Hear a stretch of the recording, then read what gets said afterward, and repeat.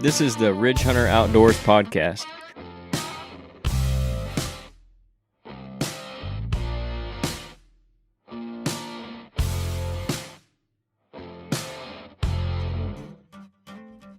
What's up, everybody? This is episode number 70. I'm Canyon Clark. It's just me today, but I'm going to be talking about an article from North American Whitetail by Dr. James Kroll. We've done several articles by him in the past, and this one's called Thinning Your Deer Woods. It's in the latest edition of North American Whitetail, their land management guide. I figured it would be a good one to talk about since we're in the habitat kind of management part of the season, part of the year, and he's going to talk about how you can better improve your timber stand for whitetail specifically.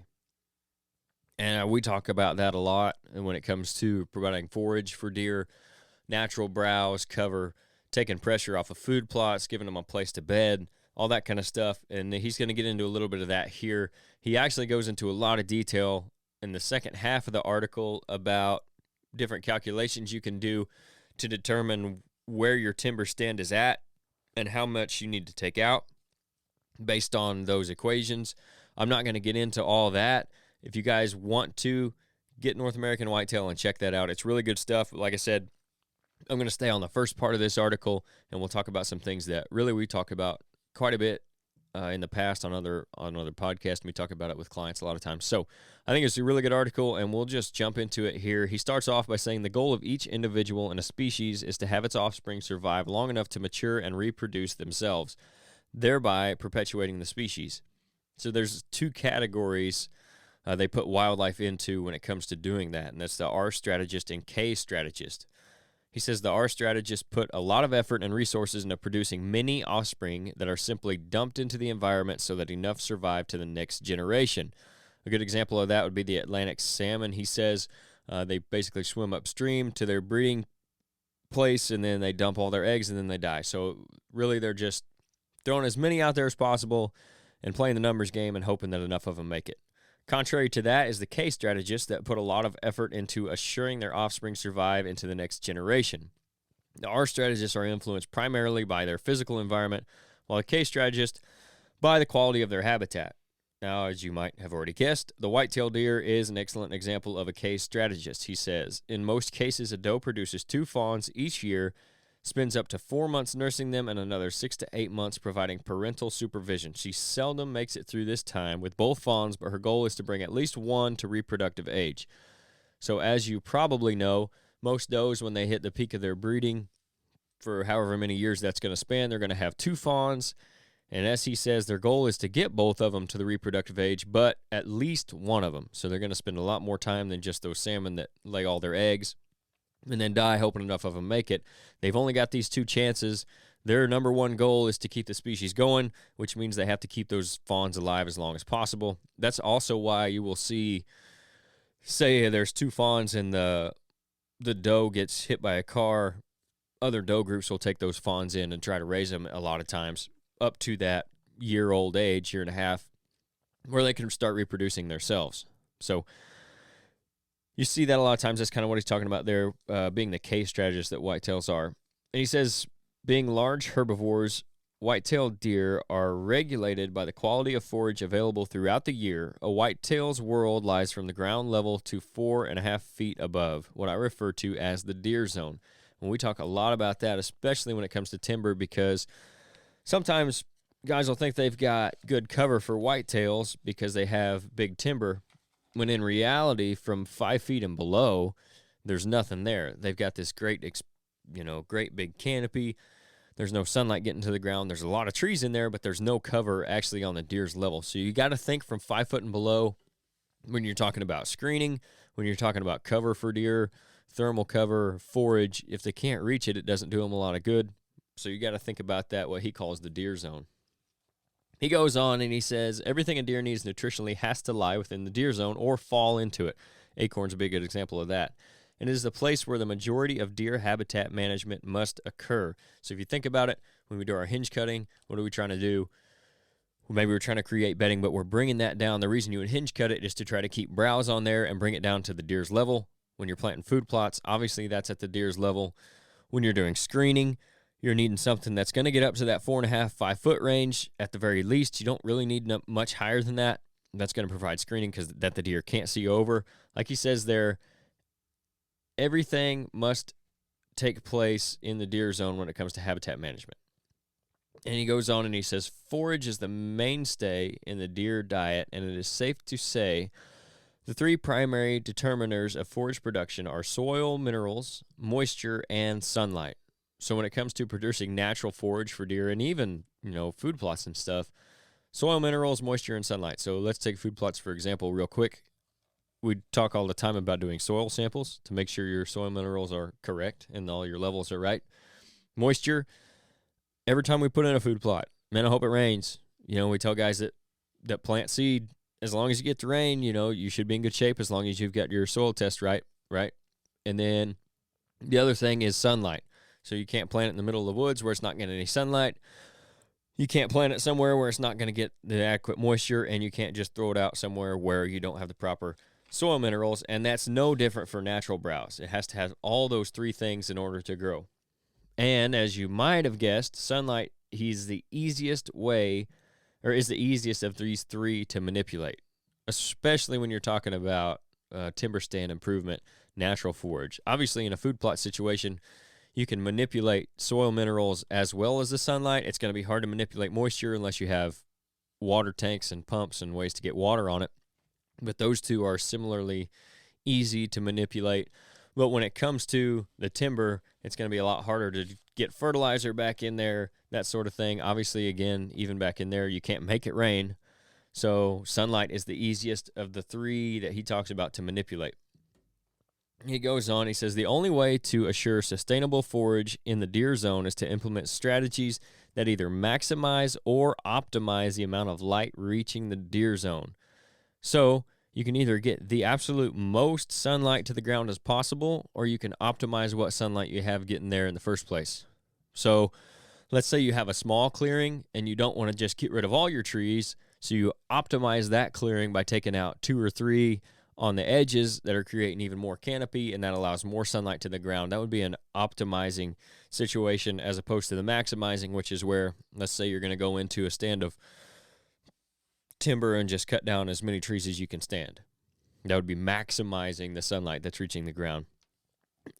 He continues, obviously this could be done quite simply by totally clearing the forest, as I mentioned, every 7 to 12 years. And he mentions that timeline because, when I read these articles, I skip around a little bit. I don't cover everything. That's another reason I always recommend picking up the magazine and reading these, because there's a lot of good stuff in there that I just don't cover because it doesn't necessarily hit exactly what I want to talk about, but there are good details, and he uses that timeline because before that, he used an example of like a tornado goes through, wipes everything out. In 7 to 12 years, it's going to be grown back to where it needs to be suitable in the best state for a whitetail deer's habitat. So that's why he uses that 7 to 12 years. But he goes on there and he says, but that would be costly economically and ecologically. And the result would not be complete deer habitat, which includes cover in the form of screening, winter thermal, and summer thermal. So there he does mention that it doesn't mean you need to clear out all your timber or even a majority of it. You're just looking to get sunlight to the forest floor in a good general area. And this is why I say if you pick this up, you can read about the ways he talks about how to really determine how much of that you need to do. But we're not talking about going in and doing a clear cut. Now, there may be areas where if you just have a complete monoculture of timber, you want to go out and clear some areas out. We've actually recommended that before on properties, making diversity pockets, for lack of a better term. That's kind of what we call them. Going in there and doing a sort of a clear cut on maybe an acre or 2 acres and letting that stuff just regenerate. The deer have enough cover around them, thermal cover in the form of maybe cedars or pine trees, young pine trees, something like that. Even different types of hardwoods can provide some of that if you do hinge cutting as well. And they do need some timber for forage as well, so your oaks in certain situations are going to help with the acorns as far as that goes. Well, what he's talking about is you can't have the best habitat for whitetails without getting your sunlight to the ground and then creating that forage from the 5 foot and below. And he goes on here, back to the article.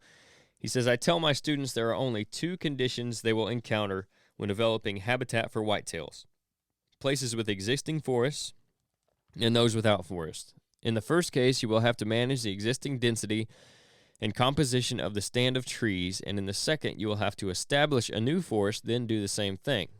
And he says, now let me explain how. So what he says there is you're either going to have a place that has timber on it or have a place without timber. And in the case where you do have timber, you're going to want to go in there and manage that. In a place without it, you're going to try to establish timber so you can manage it.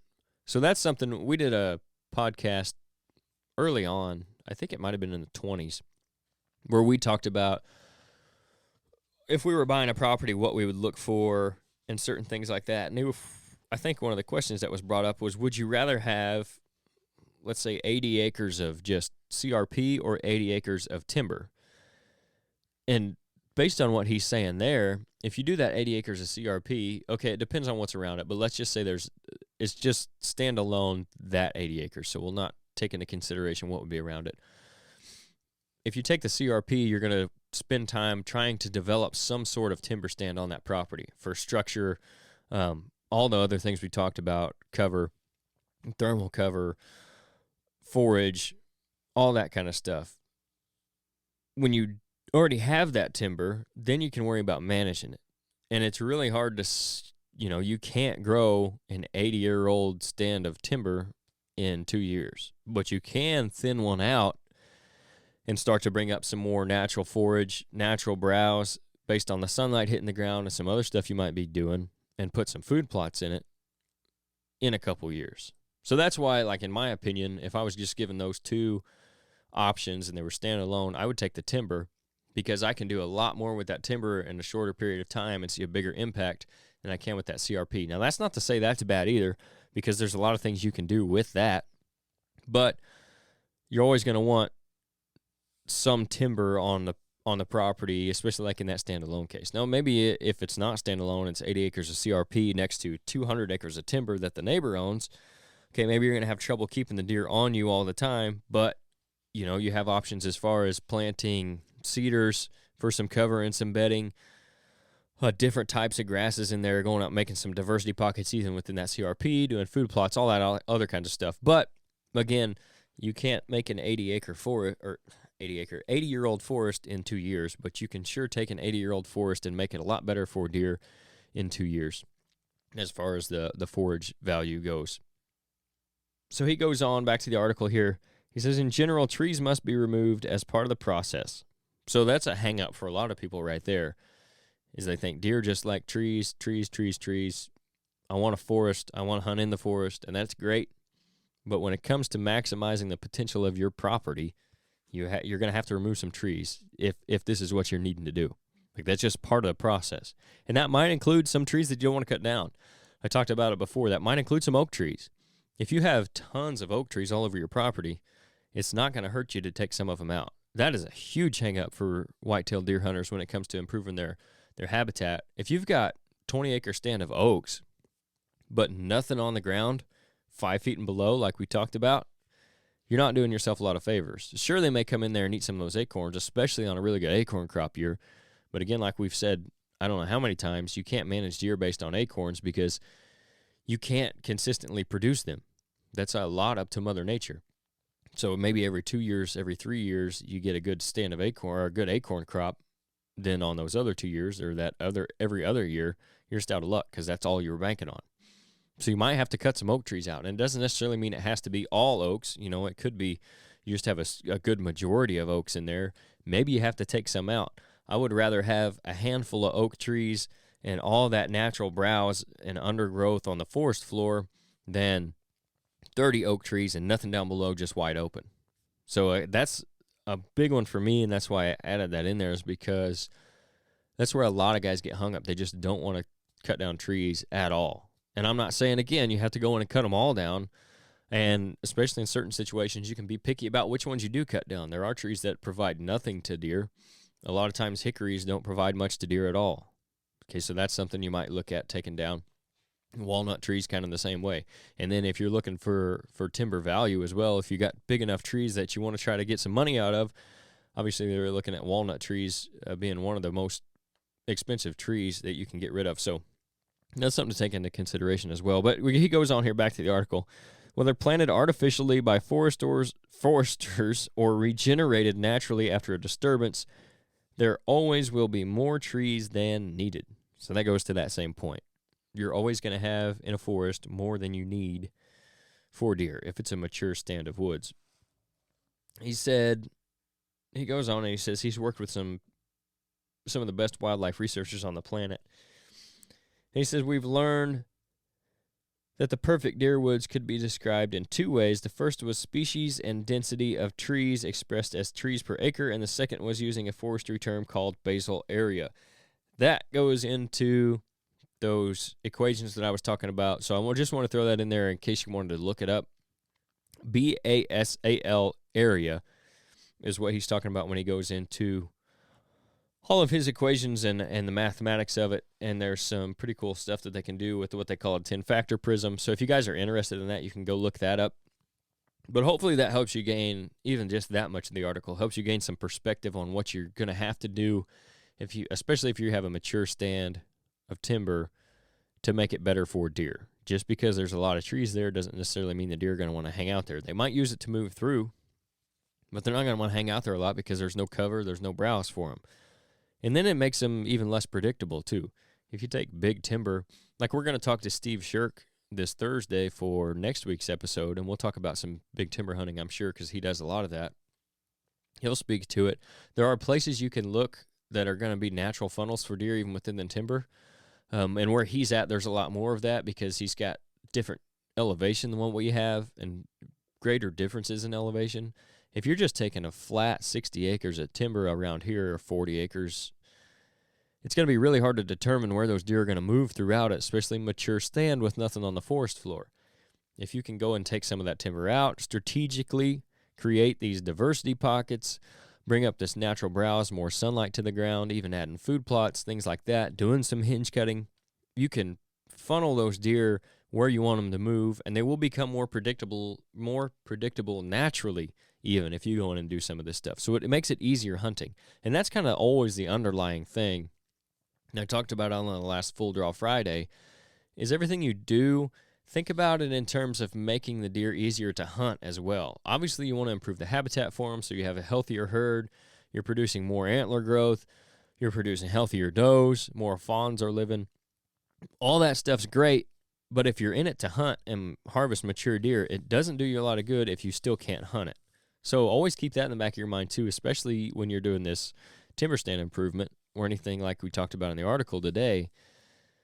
Do it with the idea that it's going to make it easier to hunt. It's going to make the deer, let's say, more predictable, bring them by your stand more often, all that kind of stuff.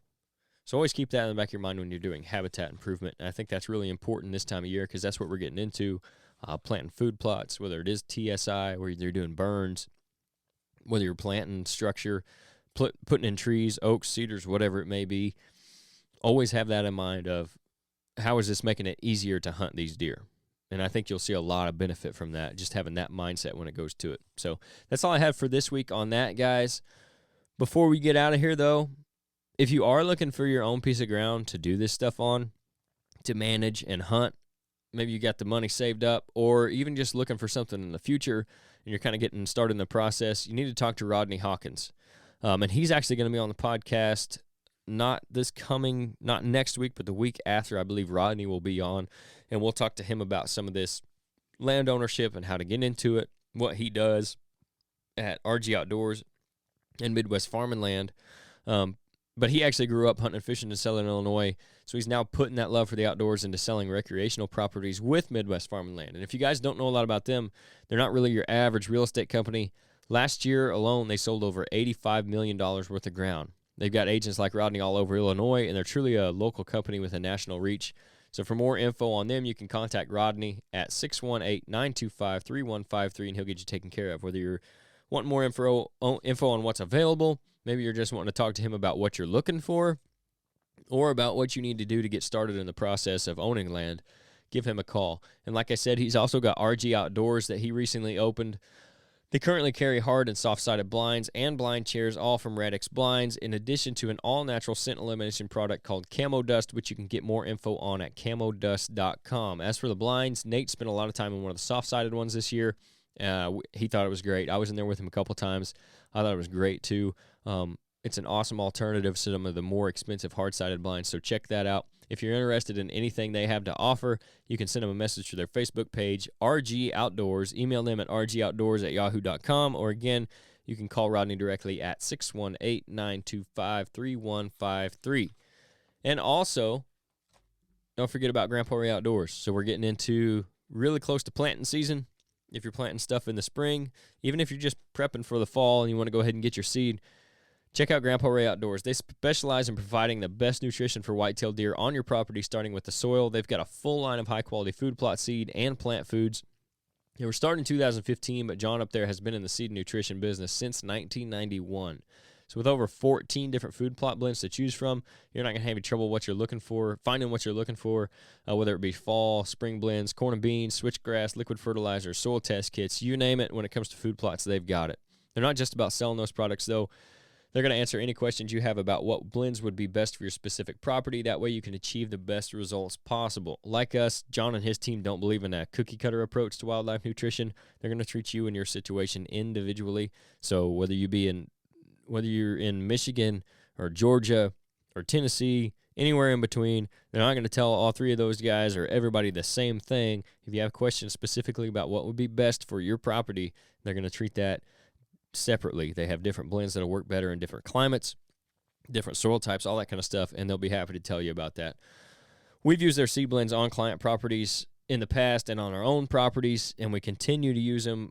We've planted them from as far west as Kansas to as far east as southeast of Louisville, Kentucky, all the way down to Tennessee, northern Illinois, Missouri. So every time the results have been as good as advertised, and that's why we're going to continue to use their seed moving forward, and that's actually why we partnered with them on the podcast in the first place. So if you want to support us, you want to check them out, support your deer herd with some great seed, get the most bang for your buck when it comes to your food plot seed, go check them out at grandparayOutdoors.com and use discount code RHO Podcast. That's all lowercase, no space, and you'll get 5% off your entire order there at Grandpa Ray's Outdoors. GrandpaRayOutdoors.com. Sorry, messed that up. Also, you can go to Ridgehunteroutdoors.com if you want to try out our own food plot blend, the Clover and Chicory blend. You can get that there. You can use discount code RHOPOD and get 10% off of anything on the website. That includes that seed. That includes our podcast apparel. That includes any of our scents that you might want to use this upcoming deer season. You can also follow us on Spotify and Apple Podcast. You can leave us a review there. YouTube. Of course, you can subscribe to the channel, leave us any comments on any of our videos. We appreciate all that stuff. We appreciate you guys tuning in every week. So, like I said, be sure to tune in next week, and really over the next few weeks, we're going to start bringing some guests on. We got our good board back finally. Had to get some warranty work done on it, but Road was really good about that. They got it back out to us. So, we're going to start bringing on some guests. It's going to be really good throughout the off season, I think, talking to some of these guys. You guys are really going to enjoy it. So, make sure you stay locked in over the next few months, and we'll have some really great guests on for you. So thanks for listening, guys. We'll catch you again next week with Steve Shirt.